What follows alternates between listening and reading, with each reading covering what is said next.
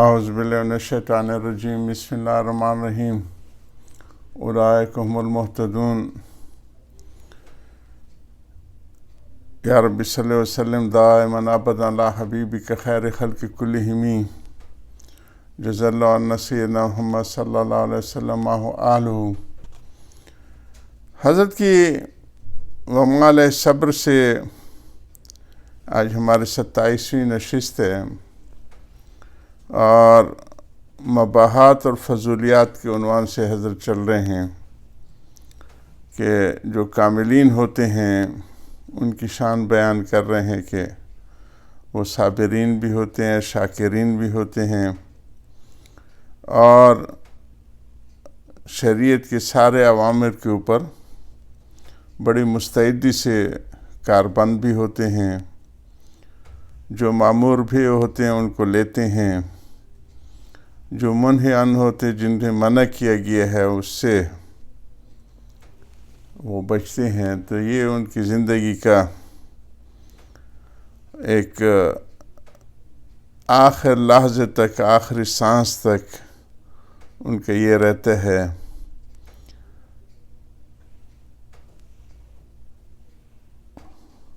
اندر ہی رہے تراشم دمی خراش، دادم آخر فارغ مباش۔ وہ آخر وقت تک اپنے آپ کو فارغ نہیں سمجھتے، اوامر کے اوپر ان کی ہر وقت نظر ہوتی ہے کہ اس وقت کا کیا حکم ہے، اس کو لیتے ہیں۔ اعمال میں بھی، معاملات میں بھی جب حکم ہوتے نماز پڑھیں فوراً مستعد ہو جاتے، کھڑے ہو جاتے ہیں۔ جب ہوتے ہیں حکم ہوتے نہ پڑھیں مکروہ اوقات میں، جیسے سورج کے عین نکلتے وقت اور سورج کے عین غروب ہوتے وقت یا عین زوال کے وقت، تو یہ اوقات ممنوع ہے، اس میں پھر نہیں پڑھتے۔ اسی طرح جو ابھی ایام تشریق کے ہم حج کے تعلق سے بیان کرتے ہیں کہ 5 روزے نہ رکھو تو نہیں رکھتے، تو وہ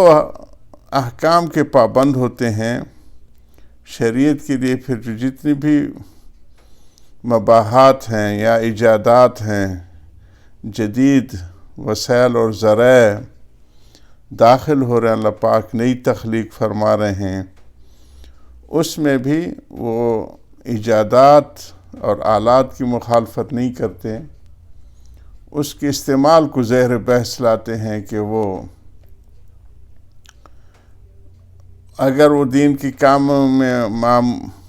معین مددگار ہیں تو وہ پھر شریعت کے حصہ بن جاتی ہے، اگر سنت کے لیے معین ہے تو مقدمت السنت سنت ہو جاتی ہے، اور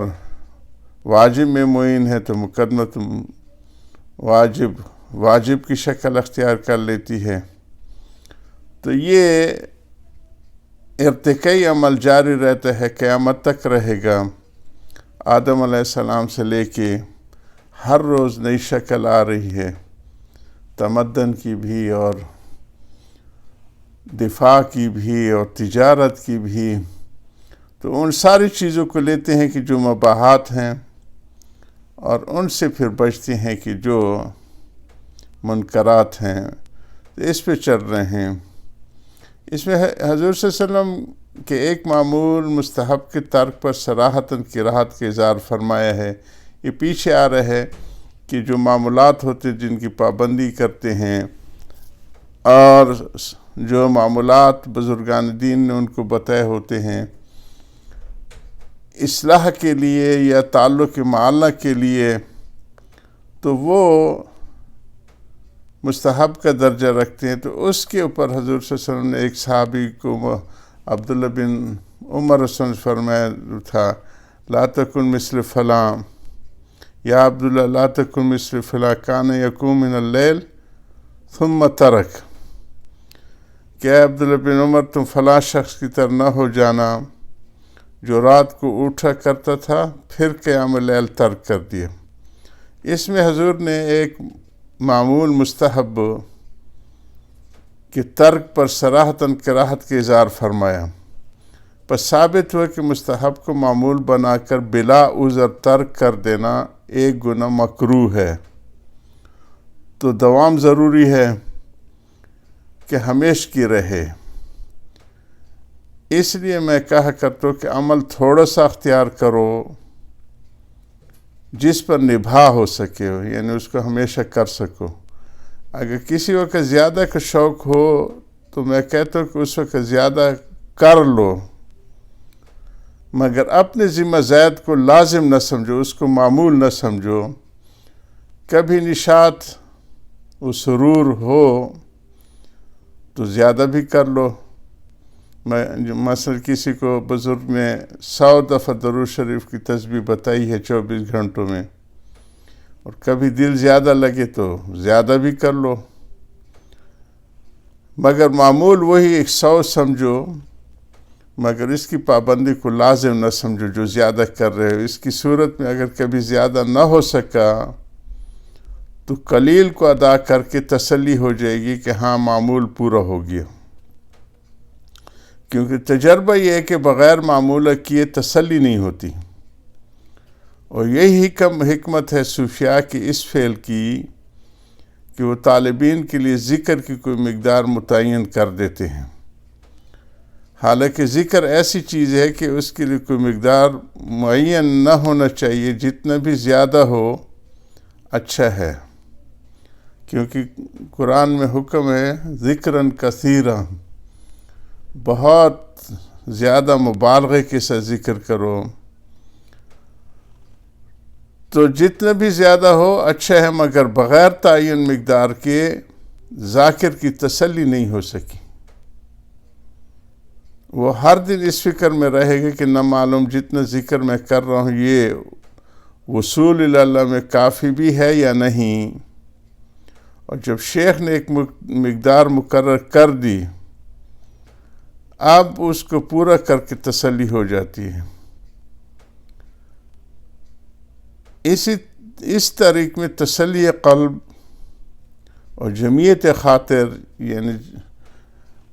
ذہن کو یکسو کر دینا، یعنی ذہن سے سارے انتشار کو ہٹا دینے کی رعایت بہت ضروری ہے۔ اس لیے اپنے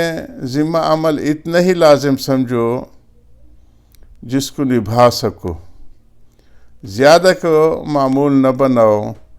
تاکہ روزانہ قلب کو تسلی حاصل ہوتی رہے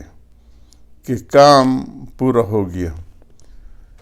اللہ تعالیٰ ان اکابرین کی درجات نور سے بھر دے۔ طالب علموں کو ہمارے بزرگان دین اس راہ پہ زیادہ نہیں بڑھاتے ہیں، برکت کے لیے اور ایک لائن میں داخلے کے لیے بیعت تو کر دیتے ہیں، لیکن اشغال اور ذکر اذکار ان کو یہی کہتے ہیں کہ اپنے نتیجے اچھے لاؤ، پڑھائی پہ توجہ دو، اور برکت کے لیے کچھ ذکر اذکار بتا دیتے ہیں۔ ہمارے حضرت نور المرکز نے ہمیں شروع میں جو بتائی 11 کے عدد سے زیادہ آگے نہیں بڑھاتے تھے، یا علیم ہو یا فتاح ہو یا حفیظ ہو یا نصیر۔ یہ تسبیح پہلے دن حضرت نے ہمیں بتائی کہ صبح کی نماز کے بعد اور مغرب کی نماز کے بعد پڑھ لو جی۔ شروع میں درود شریف 11 دفعہ یہ کلمات، اور پھر جو ہے درود شریف یہ پڑھ کے، تو الحمدللہ اس کو جو بنیاد بنی تو اللہ پاک نے 24,000 تک کی توفیق دی، اور گاہے گئے جو فراغت ہو گئی تو تراش خراش بھی ساتھ رہی۔ میں نے بتایا کہ بندے کی سب سے پہلی تعیناتی تو اپنے ہی انجینئرنگ کالج میں ہو گئی تھی، پھر استادوں کے دائیے پہ کہنے سننے پہ کہ کب تک استاد بنے رہو گے، فیلڈ ایکسپیرینس گین کرو، بنوں میں ہو گئی تھی۔ کچھ عرصہ میں وہیں پہ مشغول رہا اور حضرت کے ہاں آنا جانا کم ہو گیا تھا، تو ایک پیغام بھیجا کہ آ کے مل لو، اور وہ پیغام بھی بڑا حکیمانہ تھا جی۔